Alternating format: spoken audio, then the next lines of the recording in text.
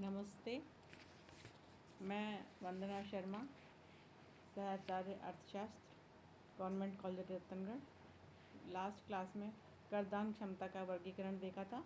आज अपन देखेंगे करदान क्षमता को निर्धारित करने वाले तत्व। करदान क्षमता के दो दृष्टिकोण हैं, व्यक्ति की करदान क्षमता और दूसरा है नेक्स्ट है देश की करदान क्षमता। तो पहले अपन देखेंगे व्यक्ति की करदान क्षमता। आय और व्यय पर निर्भर करती है।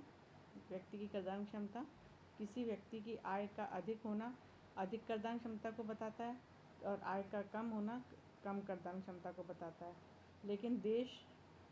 लेकिन अधिक आय को देश में व्याप्त मुद्रास्फीति के प्रभावों के आधार पर देखना चाहिए, क्योंकि हो सकता है कि मुद्रा प्रसार और कीमत वृद्धि के कारण आय बढ़ी हो। अतः करदान क्षमता का निर्धारण मौद्रिक आय के आधार पर न करके वास्तविक आय के आधार पर करना चाहिए। व्यय के आधार पर करदान क्षमता का निर्धारण यह स्पष्ट करता है कि जिस व्यक्ति के व्यय अधिक हैं उसकी करदान क्षमता भी अधिक होगी और जिस व्यक्ति की व्यय कम है उसकी करदान क्षमता भी कम होगी। अतः किसी व्यक्ति की करदान क्षमता का निर्धारण मुख्य रूप से उसकी आय के आधार पर ही किया जाता है। ये था व्यक्ति की करदान क्षमता। अब हम देखेंगे देश की करदान क्षमता, जो कई तत्व उसको प्रभावित करते हैं। उसमें पहला है देश की राष्ट्रीय आय।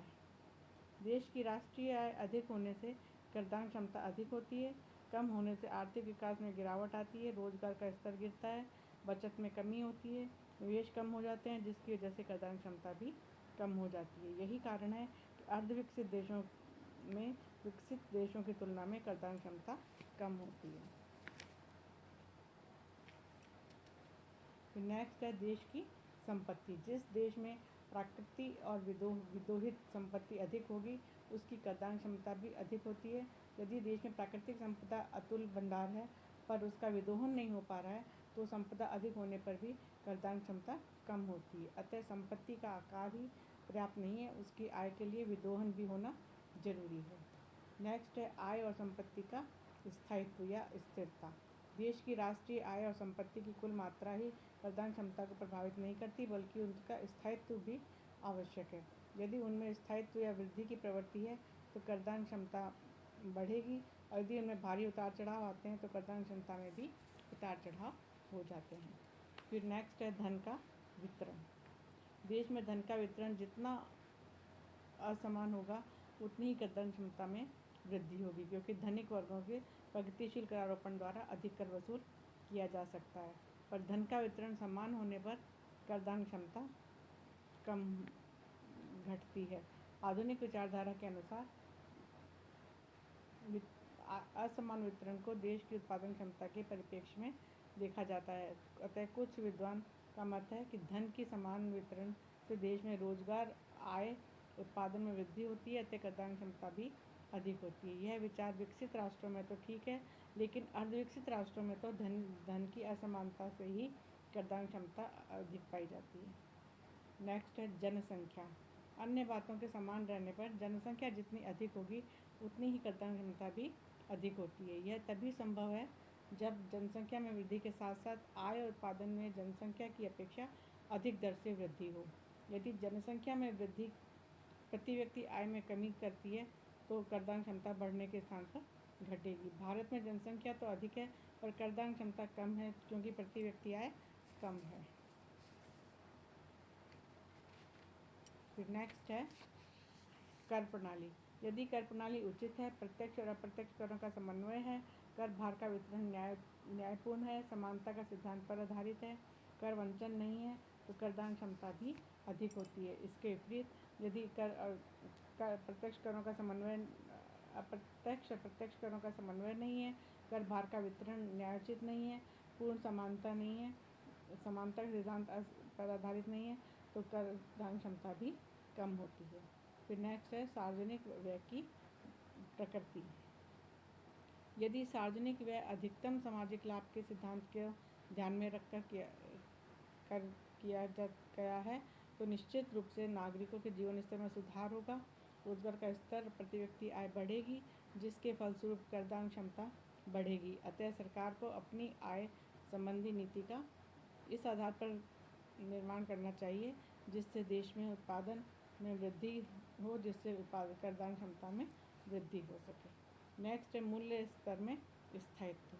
कई बार मुद्रास्फीति के कारण वस्तुओं के मूल्य बढ़ने लगते हैं, जिससे जनता की व्यय बढ़ जाते हैं और उनकी बचत शक्ति कम हो जाती है। बचत शक्ति में कमी होने से प्रत्यक्ष रूप से करदान क्षमता में कम हो जाती है। कम बचत से देश में निवेश की समस्या आएगी।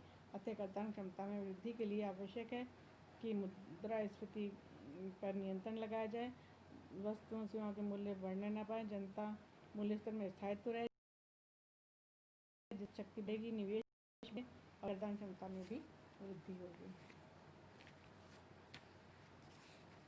फिर नेक्स्ट है करदाताओं की मनोवृत्ति। जिस देश के नागरिकों में जागरूकता, सरकार व देश के प्रति श्रद्धा व देशभक्ति, सरकार नीतियों का समर्थन आदि होगा, वहाँ करदान क्षमता अधिक होती है। फिनले शिराज ने कहा है कि व्यक्ति प्राय भावनात्मक रूप से अथवा राष्ट्रीयता के नाम पर करों का अधिक से अधिक भार सहन करने के लिए सहज तैयार हो जाते हैं।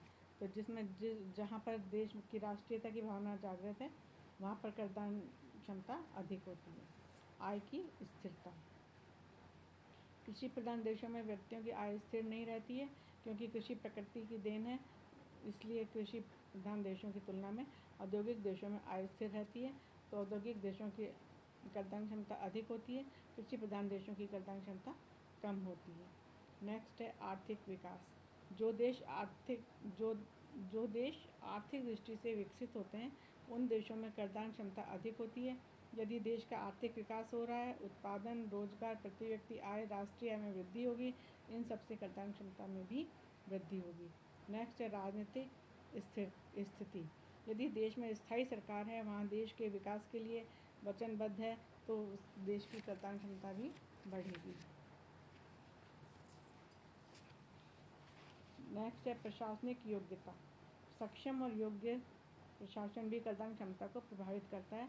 यदि प्रशासन ईमानदार, करदाताओं को कर आदि का भुगतान करने में कोई कठिनाई नहीं आती, तो करदान क्षमता बढ़ेगी। नेक्स्ट है कर वसूली के उद्देश्य। यदि कर वसूली विकास एवं जन कल्याण कार्यों पर व्यय के लिए होती है, तो करदान क्षमता अधिक होगी। और पर फिजूल खर्ची, विदेशों पर हमला, विदेशी ऋणों आदि के लिए दिए जाने वाले करों में करदान क्षमता में भी कमी आएगी। Thank you.